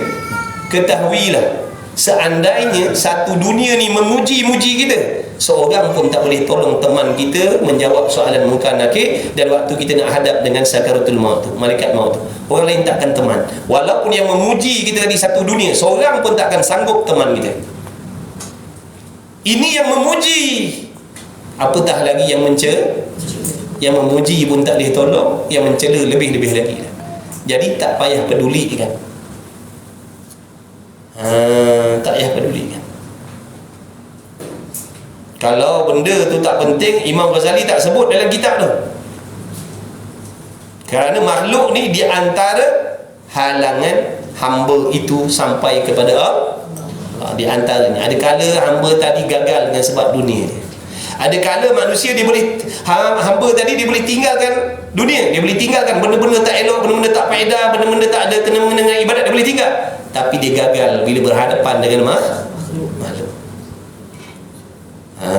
Ada kala dia boleh tinggalkan makhluk, dunia pun dia boleh tinggalkan, selamat dia dah. Dia dah selamat daripada benda-benda yang lara-lara, yang seronok-seronok, apa benda melekakan, dia boleh tinggalkan dah. Kemudian makhluk, dia boleh uzlah dah, boleh asingkan diri dah daripada makhluk. Tiba-tiba dia gagal dengan nafsu dia nafsu dia pula habis, ataupun syaitan. Ni dulu dunia dah ditinggal, makhluk dah ditinggal, sangkut dekat nafsu pula, ikutkan kehendak nafsu ataupun bisikan syaitan. Habis. Nak selamat kena tinggalkan empat ini, kata Imam Ghazali. Bukan tinggalkan salah satu, kena tinggalkan empat ni, baru kau boleh selamat di peringkat ni. Yang depan ada lagi. Depan ada lagi tu, cabaran lain pula. Yang ni. Jadi bagaimana nak melepaskan diri daripada halangan gangguan yang nama dunia tadi? Dia kata kena zuhud dengan dunia. Bencikan benda-benda yang tak ada hubung kait dengan ibadat. Benda tak ada hubung kait dengan ibadat, kena benci. Jangan inginkan. Jangan laparkan, jangan tamakkan, jangan inginkan. Sebab benda tu tak ada hubung kait dengan ibadat. Benda tu hanya nak menyibukkan kita saja. Tu ubat dia. Cara nak menyelamatkan diri daripada yang namanya dunia. Kena apa tadi? Kena apa? Zuhud. Benci terhadap benda yang tidak ada hubung kait dengan ibadat. Kalau tak, kita takkan selamat daripada yang nama dunia tadi dah. Itu dunia. Yang kedua makhluk. Tadi dah bagi tahu dah. Cara dia uzlah, mengasingkan diri. Jangan campur dengan manusia dalam hal yang tak baik. Jangan ambil tahu tentang hal yang tak elok, yang tak baik. Jangan laparkan pujian makhluk. Jangan risau terkesan dengan kejian makhluk. Jangan. Sebab dua-dua tu tak boleh memberi bekas pun pada kita. Pujian makhluk, celaan makhluk tak boleh beri bekas pun pada kita. Yang ketiga, syaitan. Macam mana caranya? Kena perang. Lawankan bisikan jahat dia tu. Lawankan bisikan jahat dia tu. Jangan aminkan, jangan iakan. Dan kata ulama, kata Imam Ghazali, kita mesti mahir dan mengetahui bagaimana cara syaitan menipu. Kita mesti study. Kita mesti study cara setan menipu, supaya kita boleh bersiap sedia dan mengetahui, aku sedang diperangkap oleh syaitan. Itu cara nak berperang dengan syaitan tadi. Selain daripada apa? Minta berlindung. Yang pertama, minta berlindung dengan Allah banyak-banyak. A'udzubillahi minasyaitanirrajim. Ya Allah, lindungi aku daripada kejahatan syaitan. Aku tak kuasa. Aku tak kuasa nak lawan, ya Allah. Aku tak mampu nak lawan. Dia ni licik, dia ni hebat, dia ni penipu. Dia ni mahir dalam bab menipu. Dia memang mahir, dia memang licik. Ramai orang bijak pandai yang terpelajar, dia tipunya. Betul? Jadi minta berlindung. Minta berlindung, ya Allah, tolonglah sangat-sangat, tolong lindungi aku. Tolong lindungi aku. Aku tak kuasa, ya Allah. Aku tak nak tertipu, tolong aku, ya Allah. Itu yang pertama. Dan yang kedua, selain daripada minta berlindung, kena berperang. Apa maksud berperang? Jangan ikutkan bisikan jahat dia itu. Dan kita kena tahu strategi dia menipu. Jangan. Kena tahu strategi dia menipu. Di antara strategi dia menipu, dia membisikkan was-was dalam hati kita tentang perkara yang salah. Sebab tu kita kena tahu mana yang betul, mana yang salah. Baru kita boleh tahu bisikan dalam hati kita ni daripada syaitan ataupun daripada malaikat. Faham tak tu? Bila timbul dalam hati kita bisikan begini, kemudian bisikan tu menyalahi syariat, bisikan tu bercanggah dengan apa yang Allah suruh, bisikan tu bercanggah dengan apa yang Allah redha, bisikan tu bercanggah dengan apa yang Nabi suruh, maka ketahuilah itu di antara bisikan was-was syaitan. Kerana malaikat tidak akan membisikkan benda yang menyalahi syariat. Malaikat tidak membisikkan benda yang menyalahi syariat. Faham tidak? Kita kena tahu. Belajarlah dalam kitab tasawuf ini. Tasawuf tu ini sekadar ringkasan je nak bagi tuan-tuan tahu. Kemudian nafsu ni pula, ini lebih berat lagi. Ini lebih berat ni. Satu nafsu menyamai 70 ekor syaitan.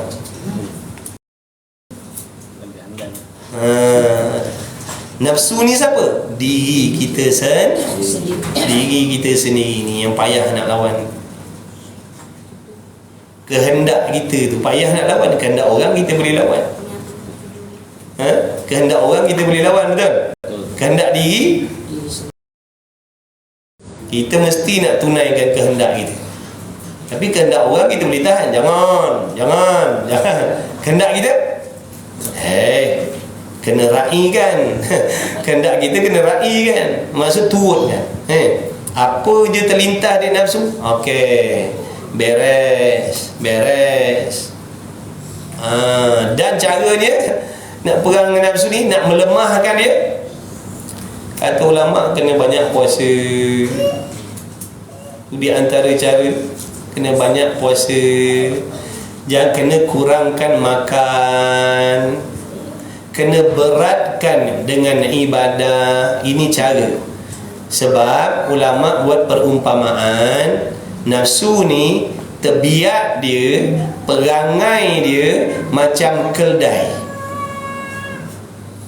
Perangai nafsu ni macam keldai, baral. Tu nafsu. Keldai ni perangai dia, kalau dia gemuk, dia cukup makan ikut time, kemudian tidak dipikulkan beban kat belakang dia, kalau kita tarik dia buat bodoh saja. Itu perangai keldai. Keldai perangai dia macam tu. Kalau dia gemuk, cukup makan sarapan pagi, makan tengah hari, minum petang, makan malam, makan sebelum tidur. Contohlah keldai tadi, dilayan macam tu apa teringin makan, sampai terik kulit perut kita, makan. Lepas tu tak pikulkan dengan beban, maka keldai tadi dia akan jadi liat. Kau tarik je lah, dia buat bodoh je. Dia lebih sanggup hidung dia putus daripada diikut. Maka kata ulama, keldai ni kalau kita nak dia ikut kita, kena kurangkan makanan dia. Sebab tu perasan tak kalau kita tengok rencana, kalau tempat-tempat yang guna keldai dia kering, betul? Sebab itu cara nak suruh keldai tu buat kerja. Kita kata nanyalah keldai ni kering aja, suruh buat kerja. Rupa kita tak tahu cerita. Bila dia kering, tak bagi makan, kemudian pikulkan beban, baru tarik dia ikut. Faham tak ni? Maksudnya kita ni kena banyak kurangkan makan. Maksud dengan erti kata puasa, itu yang lebih baik. Dan beratkan ibadat, beratkan diri dengan ibadat. Banyakkan zikir, banyakkan salawat, banyakkan taubat, banyakkan Quran, banyakkan solat. InsyaAllah nafsu tadi liat-liat pun dia akan ikut kehendak kita, insyaAllah. Ini ulama dah bagi tahu. Bukan maksud saya dah berjaya dah. Tu tips ulama dah bagi tahu. Kalau kita nak ambil, tak nak ambil, itu terserah lah. Ulama dah bagi tahu dah.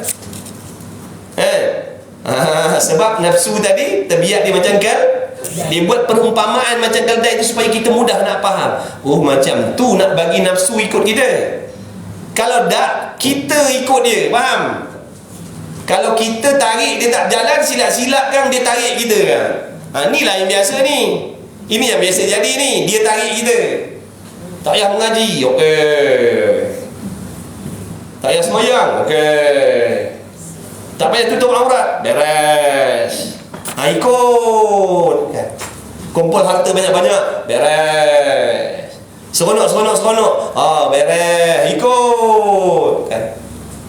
Sebab apa? Nafsu tadi kuat, nafsu tadi gagah.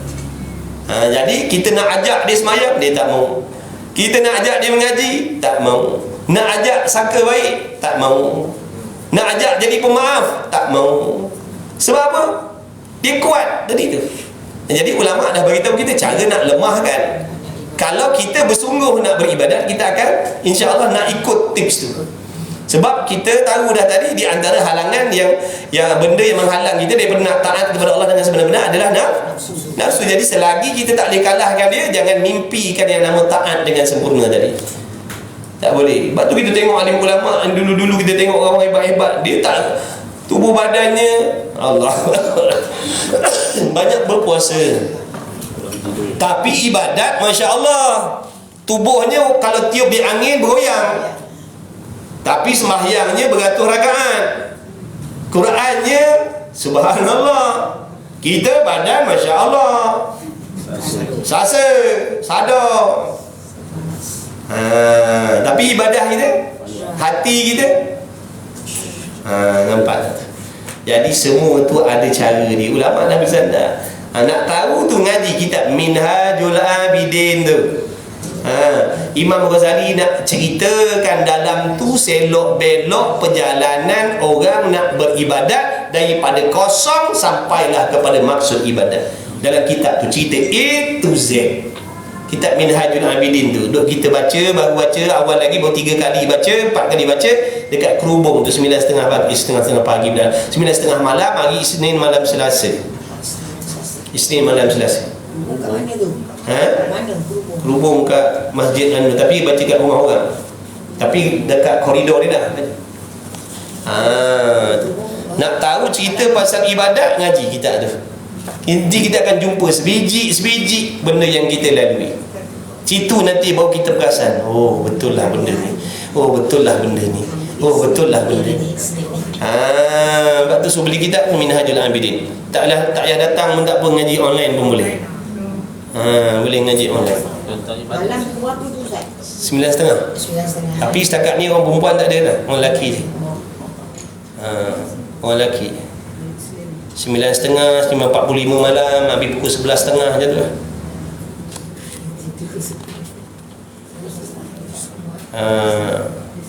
Tu kitab tu baru sangat mula. Makna kalau episod 4 lah macam tu lah. Sempat lagi lah nak tahu cerita awal tu, kenapa hero menangis tu. Isnin malam Selasa. Seronok ngaji kitab tu. Bukan seronok apa, maknanya apa yang Imam Ghazali kata tu sebiji-sebiji memang ada berlaku dalam diri kita. Bila dia sebut dalam kitab tu baru kita perasan, lah beginilah memang aku rasa, macam ni lah memang aku lalui, macam ni lah. Dah tu bukan saja begitu, dia bagikan bagaimana cara nak mengatasinya, apa sebab jadi begitu, macam mana cara nak lepaskan dia. Tu semua dia tolong bimbing. Kalau kita tak nak, tak tahu lah. Ulama dah siap buat lah, nak tolong bimbing kan. Kita tak nak ambil peduli, terpulang kan. Kita rasa kita lebih tahu daripada Imam Ghazali, buatlah kitab sendiri. Habis dah lah. Mana tadi buat peti ni? Muka surat apa? 50. Oh 50. Panjang belebeh. Baca ni belum baca 49. Nanti pembangunan pada tidak ada makhluk. Inilah yang dipegang yang diakui. 50 belum lagi 49. 49. Yang bawah Ustaz. Maka membawalah kepada tidak ada makhluk ini, dan iaitu batil, kerana makhluk ini sudah ada dengan musyahadah. Apa maksud musyahadah? Dilihat dengan mata. Pandangan mata kepala kita. Kalau pandangan mata hati, nama musyahadah juga. Tu kalau tasawuf sana, kalau dari segi tasawuf, musyahadah tu pandangan mata hati. Ni tauhid ni, maksud di sini musyahadah pandangan mata kepala. Kalau begitu tetaplah Tuhan itu satu, tidak berbilang kalau begitu, yakni setelah ditilik, dikaji, diselidik dengan dalil-dalil tadi tu, dalil Quran, dalil akal yang panjang lebar tu, ulama dah buat panjang lebar dalam bab wadaniyah ni. Kalau kita dah belajar dalil tadi, dah belajar, dah faham satu persatu, tetaplah Tuhan itu satu. Kita akan dapat natijahnya, keputusannya, Tuhan tetap satu, mustahil berbilang tak boleh terima. Dia akal nak kata Tuhan ada 2, 3, 4, 5, tak boleh. Sebab dah buat uji kaji dah tu, dah bincangkan dah tu. Maka semuanya memberi jawapan yang mustahil pada pada Allah, ataupun pada akal. Mustahil pada akal bagi Allah. Masalah-masalah yang dah dibincang, kalau Tuhan dua, satunya kehendak begini, satunya kehendak begitu, dua-dua bersetuju, dua-dua begini, semua dah beres dah. Sebab tu dalam bab wadaniyah ni dalilnya panjang. Dalilnya panjang lebar. Jadi teranglah, tetaplah, kalau begitu tetaplah Tuhan tu satu, tidak berbilang-bilang. Mustahil sekurang-kurang berbilang berapa? Dua. Paling kurang berbilang paling kurang bila sebilang dua, paling kurang. Ini masalah yang kita dah bincangkan dalam dalil-dalil ini. Berbuat contoh dua tu buat contoh dua Tuhan tu pun tunggang terbalik dah jadinya. Cuba bayangkan kalau ada 10 Tuhan, apa jadi? Lagi tak terpakai, faham?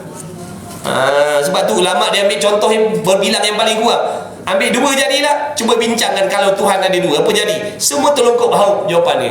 Betul? Semua mustahil. Nampak tak? Itu kalau dua, kalau tiga, kalau empat, kalau lima. Satu keluarga ada 10 orang lelaki, macam satu bini 10 lelaki, apa jadi?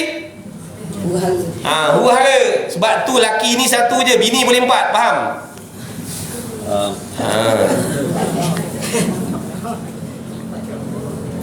Tu pun huru-hara kan? Tak ada huru-hara ni dalam syurga je.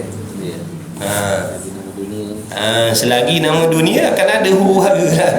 Duk seorang pun huru-hara, betul?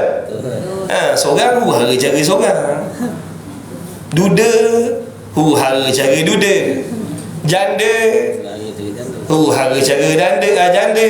Dah berkahwin, bini satu, huru-hara cara bini satu, bini dua, masing-masing ada huru-hara. Tak payahlah nak inginkan atas dunia ni kita akan dapat suatu tempat dan ketika yang aman, damai daripada segala jenis masalah. Tak, mustahil. Faham tu? Tapi boleh usaha untuk pergi ke tempat yang tak ada masalah. Beramal soleh betul-betul di sini, nanti Allah hantar kita di tempat yang tak ada sebarang masalah. Bahkan dipenuhi dengan kesenangan, keseronokan zahir dan batin selama-lamanya, iaitu syurga. Nak masuk syurga tak? Kena banyak bersabar. Kerana sabar tu jambatan yang nak menyampaikan hamba kepada syurga. Kalau tak sabar, tak ada jambatan, makna takkan sampai. Fikir-fikirkanlah.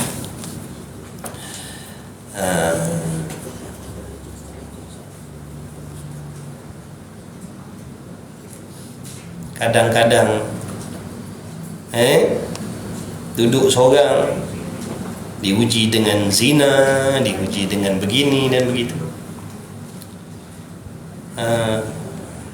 macam-macam lah. Jadi jangan kita kata ada satu tempat yang kita aman daripada masalah. Tak, tu semua bohong. Tak ada yang nama dunia ni bukan tu. Tempat aman damai, tak ada masalah, tak ada penyakit, tak ada masalah. Dalam syurga dalam neraka pula tempat tak ada senang. Neraka yang tunggu tu, tempat tu tak ada jenis senang, tak ada jenis selesa, tak ada jenis aman damai, penuh dengan masalah dan azab zahir dan batin. Tak akan berehat sampai bila-bila. Nak ke? Sini baru Allah uji dengan 3-4 masalah, kita dah tonggang terbalik nak terjun bangunan dah? Nak telan pil dah? Nak bunuh diri dah? Nak godok perut dah? Baru Allah uji dengan 2, 3, 4 masalah pun tak sanggup nak hadap. Dah boleh hadap tu, dalam neraka tu boleh hadap. Yang dia punya azab, dia punya masalah berlipat kali ganda dahsyatnya, boleh hadap ke? Dah kita sombong sangat. Kata boleh, kata hebat, kata kuat. Baru Allah uji dengan masalah macam ni. Allah uji dalam bentuk azab, dalam bentuk masalah pun kita tak tahan. Macam mana bila Allah nak uji kita azab dengan api? Ini dengan masalah. Masalah tu bukan api. Faham tak? Masalah laki, masalah bini, masalah anak, masalah duit. Ini masalah, bukan api. Pun kita tak tahan dah. Sepatut kita fikir, kalau dah masalah macam ni pun, ya Allah aku tak tahan, macam mana masalah yang tunggu aku dalam kubur yang lebih dahsyat daripada di sini. Ingat perjalanan kita balik akhirat besok, kalau waktu mati tu dah jumpa masalah dah, saat bertemu malaikat maut tu jumpa masalah dah, perjalanan yang seterusnya lebih dahsyat azab dan masalah dia. Bukan maksud sama ataupun makin ringan, tidak. Kalau waktu mati tu husnul khatimah dah, jumpa nikmat dah, memberi faham perjalanan seterusnya dia akan mengecapi nikmat yang lebih dahsyat daripada itu seterusnya. Tu mati. Bila mati besok jumpa malaikat maut, kantoi dah, jumpa malaikat maut, azab dah, itu petanda celaka besar lah kita kata. Azab yang seterusnya, masalah yang seterusnya takkan tertanggung dah, sebab dia semakin dahsyat, semakin berlipat kali ganda. Cuba kita fikir. Sebab tu Allah jadikan kita ni susah atas dunia, supaya kita fikir. Susah macam ni pun aku tak tahan, ya Allah. Pun aku tak sanggup dah, putus asa dah, ya Allah. Baru masalah macam ni kau bagi. Macam mana aku nak hadap malaikat maut, aku nak hadap muka nakir, aku nak duduk dalam liang lahat tu seorang-seorang. Itu hikmah Allah jadikan kesusahan dan kepayahan atas dunia ni. Di antara hikmahnya, supaya kita fikir kesusahan yang menanti kita di hari kiamat. Kalau kita berasa hebat, silakan. Kalau kita berasa tak kuat, usaha yang terbaik, buat apa yang Allah redha, supaya kita selamat daripada masalah yang dahsyat kat sana tu. Mudah-mudahan kita semua diberi taufik oleh Allah. Amin ya rabbal alamin. Tak kecuali siapa pun, mudah-mudahan diberi pertolongan oleh Allah, diselamatkan oleh Allah. Inilah yang dipegang dan yang diakui yang sebenarnya muafakat dengan petunjuk Allah Ta'ala di dalam Al-Quran. Mana? Amittakhadhu ilahatan minal ardi hum yunshirun law kana fihima alihatun illallahu lafasadata. Atau mengambil kamu akan Tuhan yang lain daripada bumi ini, bermula mereka itu berhamburan mereka itu. Jikalau adalah pada menjadikan langit dan bumi itu Tuhan lain melainkan Allah, nescaya kedua-dua langit bumi itu rosak binasa. Allah Ta'ala kata mafhumnya, kalau seandainya ada Tuhan selain Allah, kalau ada, Allah Ta'ala kata kalau ada Tuhan yang selain daripada Allah, nescaya takkan wujud langit dan bumi ni. Tu kata ulama, rosak binasa alam ni dengan mana takkan wujud alam ni.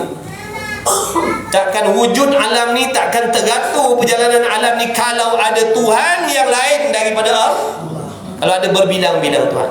Lepas tu cuba kita perhati, tengok dengan mata kepala kita, dengan akal kita, cuba tengok alam ni bagaimana sekarang perjalanannya, putarannya elok, tergatur betul.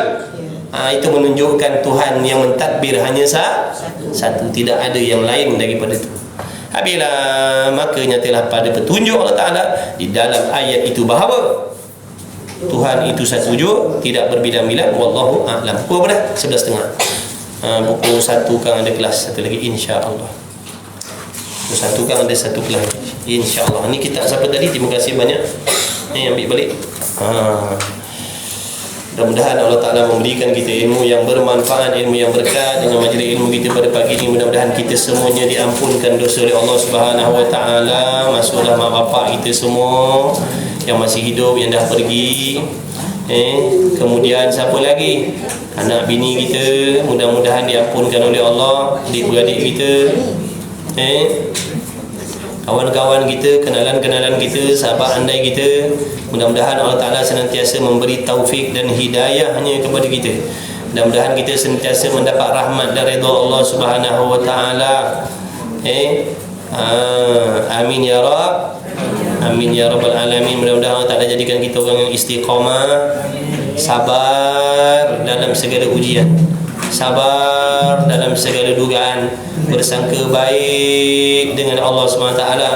Jauhkan diri kita daripada jadi orang yang suka berputus asa.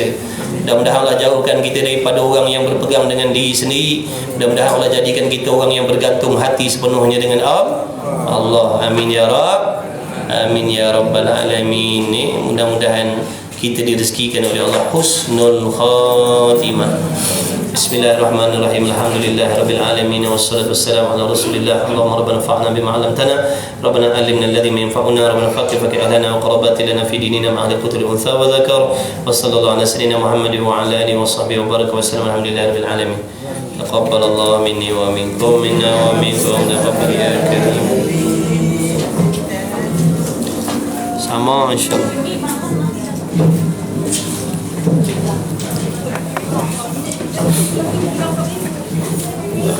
Allah bersama Muhammad. Terima kasih Pakcik. Doakan saya. Terima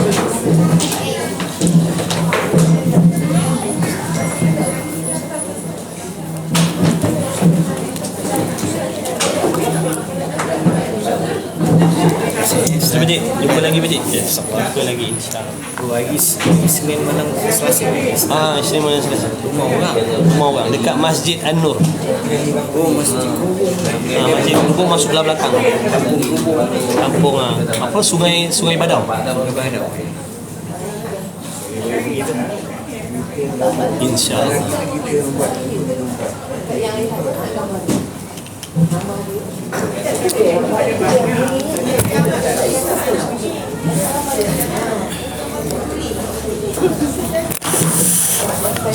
InsyaAllah selamat menjalankan urusan dan tanggungjawab masing-masing, dipermudahkan oleh Allah SWT. Terima kasih yang sudi hadir, yang sudi share, yang kongsi rezeki, yang bagi salam, yang jawab salam, yang hadir, yang monitor saja.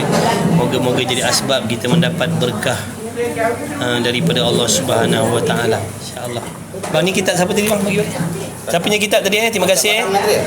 Ustaz tutup ni. Tak padam ni. Saya tutup. Baik-baik turun tangga makcik. Terima kasih. Sama-sama makcik. Amin sama-sama makcik. Sama-sama. Sama-sama kasih insya-Allah. Ya kak? Insya-Allah. Kakaknya ajak ngaji kat rumah. Ngaji? Ajak mengajar Quran lah. Quran. Ngaji. Lepas ni anak murid tu ada yang besar macam dah 5 lelaki. Dia kata masalah. Boleh ke tidak maksudnya? Kalau ramai tak apa. Kat rumah suami ada? Anak-anak laki-laki ataupun ada pelajar laki-laki lain ada? Ramai budak tu kat budak yang akak ajar tu ramai lah 20 orang maksudnya tak apa asalkan tempatnya jauh aman daripada fitnah tak apa. InsyaAllah. InsyaAllah. Tak masalah. Tak ada masalah. Yelah boleh insyaAllah. Sama kan doa saya insyaAllah. Ya kak, terima kasih banyak kak. Jazakumullah. Okey bang, sama-sama kasih bang. Jumpa lagi insya-Allah.